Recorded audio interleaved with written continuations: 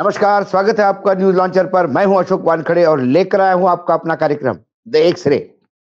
एक खबर आई है और एक खबर आई है कि भाजपा महाराष्ट्र में घमासान हो रहा है और बहुत ज्यादा चिंता में है। जब इस खबर को एक्स-रे के मशीन से देखा तो कई चीजें विस्तृत रूप से सामने आई। पहली बात, भारतीय जनता पार्टी ने एक इंटरनल सर्वे किया, ऐसी खबर है, जिसमें उनको 55 से 60 सीटें मिलते हुए दिखाई देती है। न्यूज़ लॉन्चर पे कार्यक्रम में हमने कई बार पहले भी कहा, यदि महाराष्ट्र में इस सप्ताह या अगले सप्ताह चुनाव होते हैं, तो भाजपा 50 के अंदर सिमट जाती है और पूरा एनडीए गठबंधन 75 से नीचे आ जाएगा। उसमें थोड़ा बहुत शेयर एकनाथ शिंदे का होगा, क्योंकि उनको 7 लोकसभा मिली, उस हिसाब से हम अभी सीटें लेके चलते हैं, खासकर ठाणे, कल्याण, यहाँ पे थोड़ा वजूद दिखाई देता है। लेकिन बाकी पूर्ण रूप से 288 में से बाकी सीटें महाविकास आघाड़ी यानी इंडिया गठबंधन, जिसमें उद्धव ठाकरे हैं, जिसमें जिसमें शरद पवार है और जिसमें कांग्रेस है, पूर्ण रूप से स्वीप करता हुआ नजर आता है। और ये कोई नई बात नहीं। लोकसभा चुनाव में जिस हिसाब से जो हश्र हुआ पार्टी का, एनडीए गठबंधन 48 में से बीजेपी मात्र सिंगल डिजिट 9 पे, जो लगातार हम कह रहे थे।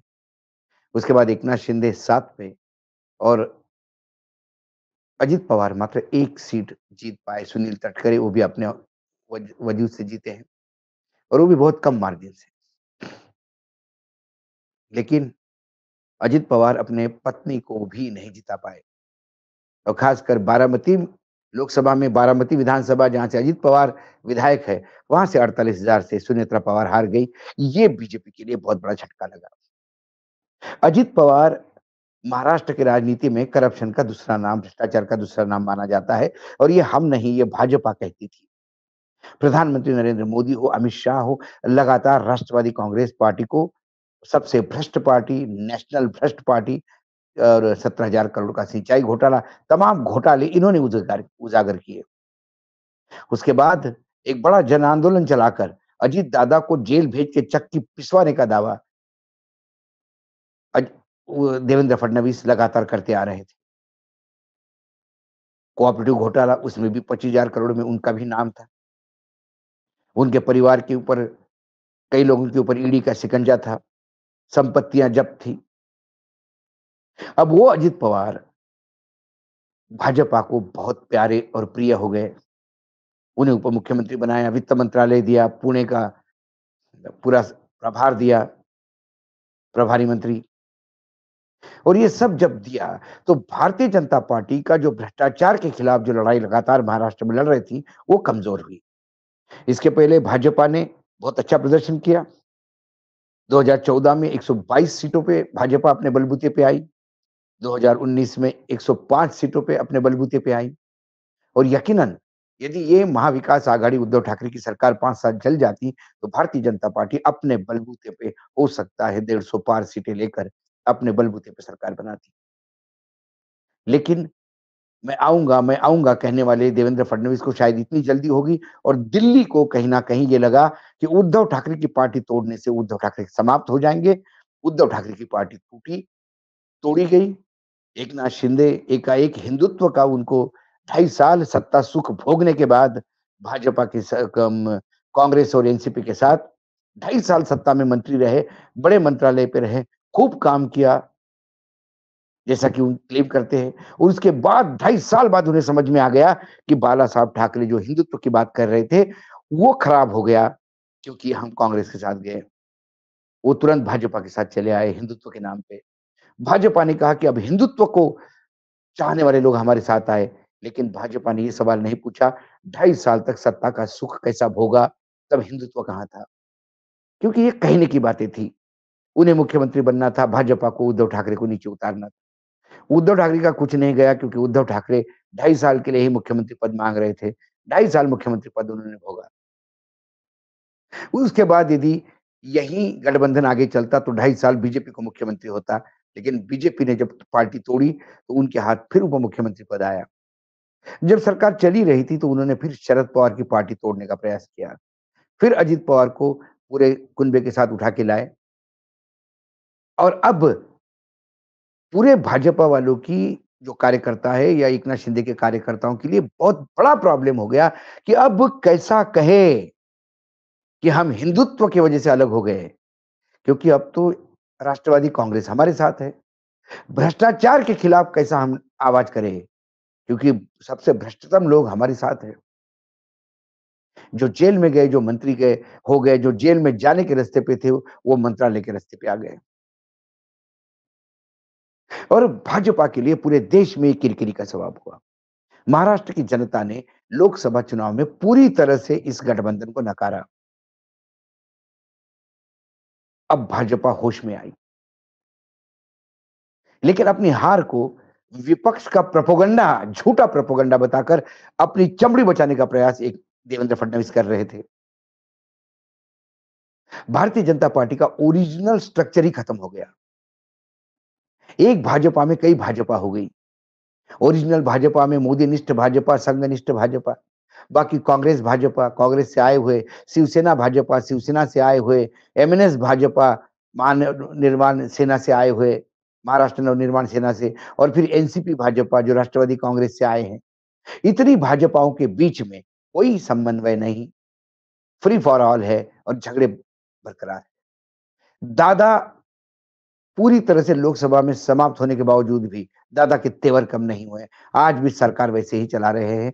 संघ के तमाम मुखपत्र जो चाहे ऑर्गेनाइजर हो, चाहे बाकी हो, सभी ने एक सिरे से दादा के वजह से चुनाव हारा ये बोला गया। संघ कहता है कि दादा की वजह से हारा, देवेंद्र फडणवीस कहते हैं कि विपक्ष के गलत बयानी से हम हारे। मूल रूप से महाराष्ट्र की जनता ने आया राम गया राम संस्कृति को फुल स्टॉप लगाया।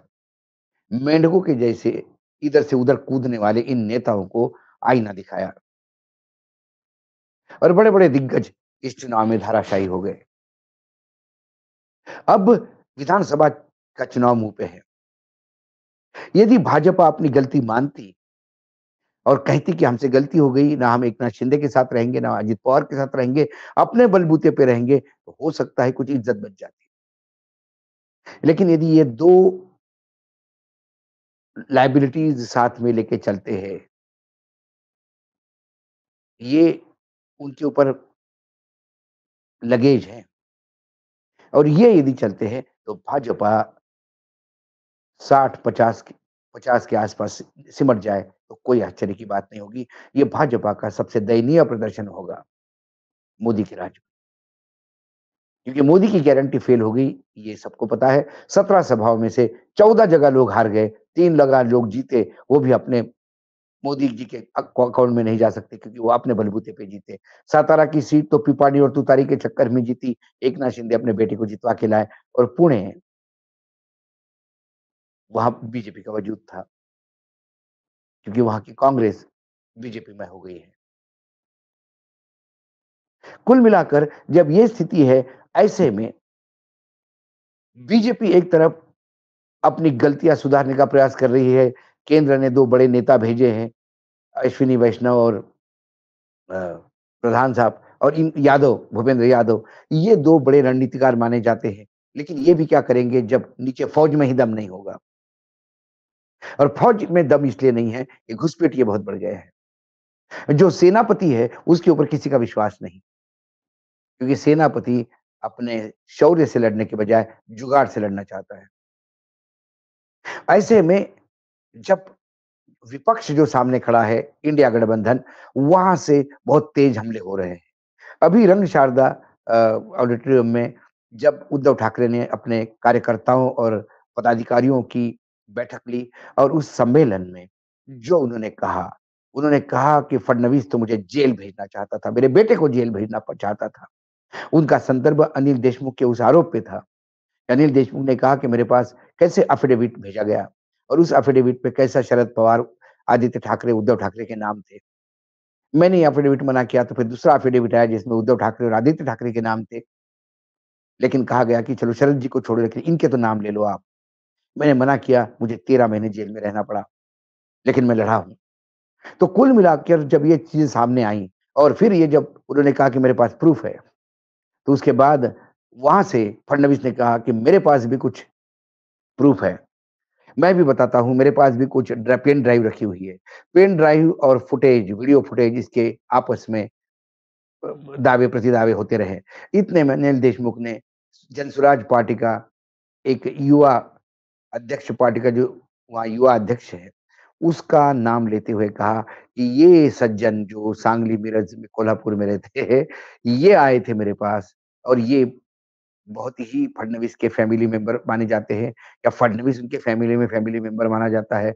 उन्हें वाइस कैटेगरी की सिक्योरिटी दी हुई है और वो फडणवीस का ब्लू आइड बॉय है। फडणवीस उनके घर में हर फंक्शन में रहते हैं, ऐसे दावे किए जाते हैं। ये आए थे मेरे पास लेटर लेके, उसके बाद फडणवीस के कैंप की तरफ से कोई बात नहीं हो रही है। महाराष्ट्र की जनता इंतजार कर रही है, एक-एक प्रूफ तो अनिल देशमुख दे ही रहे हैं। उधर से क्या आता है? देवेंद्र फडणवीस के पास कौन-सी पेन ड्राइव है, जिसके चलते वो अनिल देशमुख को कह रहे थे कि हम जवाब देंगे। लेकिन ये सारी चीज़ें जब बाहर आई, तो अपने बेटे और खुद को जेल में डालने का जो षड्यंत्र रचा गया था, उसको जब अनिल देशमुख ने उजागर किया, तो उससे क्रोधित होके उद्धव ठाकरे ने ललकारा और आह्वान किया कि इस चुनाव के बाद या तो मैं रहूँगा या आप रहेंगे या तुम रहोगे। और उद्धव ठाकरे की इस ललकार से बीजेपी की चिंताएँ और बढ़ गई। हालाँकि देवेंद्र फडणवीस ने कहा कि वो प्रयास किया ये बताने के लिए कि मैं कहीं न कहीं आपको इसका जवाब दूँगा। लेकिन एकनाथ शिंदे ज़रूर बीच में आए। एकनाथ शिंदे ने तुरंत कहा इस वक्तव्य पे कि राजनीति में कोई भी किसी को समाप्त नहीं कर सकता और ऐसी भाषा नहीं यूज़ करनी चाहिए। ये बात उद्धव ठाकरे को बताने के पहले एकनाथ शिंदे को ये बात नरेंद्र मोदी और अमित शाह जी को भी बताना चाहिए, क्योंकि वो कांग्रेस मुक्त भारत करने के लिए निकले थे। उस पे ही यदि उसी तर्ज पे यदि देवेंद्र फडणवीस मुक्त महाराष्ट्र की बात करते हैं, तो फिर उसमें क्या अलग है। लेकिन अक्सर हमारे एकनाथ शिंदे को नज़दीक का बहुत अच्छी तरह से दिखता है, दूर का दिखता नहीं। उन्हें नज़दीक का फ़ायदा बहुत जल्दी दिखा कि अब वो मुख्यमंत्री बनेंगे, लेकिन इसके दूरागामी परिणाम उन्हें नहीं देखे। कुल मिलाकर स्थिति वहाँ पर भी बुरी है। आगे उन्होंने कहा कि जो ललकारता है, ललकारने की भाषा कहता है, उसके बाहों में बाहु बाहु उसमें भुजा भुजा में दम होना चाहिए। भुजा में तो दम दिखा दिया, क्योंकि एक उद्धव ठाकरे जब ललकारते हैं, तो वो ललकार अकेले की नहीं, वो महाविकास आघाड़ी की ललकार है, जिसमें उसमें शरद पवार भी है और उसमें कांग्रेस भी है। और इनने बता दिया कि बीजेपी के कुनबे को मात्र 9 सीटों पे ले आए। यदि महाराष्ट्र साथ देता, तो आज नरेंद्र मोदी जी को बैसाखिया का उपयोग नहीं लेना होता और इसका खामियाजा महाराष्ट्र को भुगतना पड़ा। जो एकनाथ शिंदे कहते हैं कि मनगढ़ में अपने बाहों में जोर होने चाहिए, उनके पार्टी को तो बहुत ही दुय्यम दर्जा का मंत्रालय दिया गया, जिसकी कोई औकात ही नहीं है। कुल मिलाकर महाराष्ट्र में मैं देखता हूँ, तो एक बात तो तय है, जो सर्वे आया है, यही सर्वे यदि चुनाव तक जारी रहेगा, इसमें और नंबर घटेगा, तो कोई आश्चर्य नहीं होगा। क्योंकि बीजेपी है, जो सुधरने का नाम नहीं ले रही है और लोग जो है, वो इस बार माफ़ करने के मूड में नहीं है। आज एक समय में इतना ही, कल फिर आता हूँ किसी विषय के साथ, तब तक के लिए नमस्कार, देखते रहिएगा न्यूज़ लॉन्चर।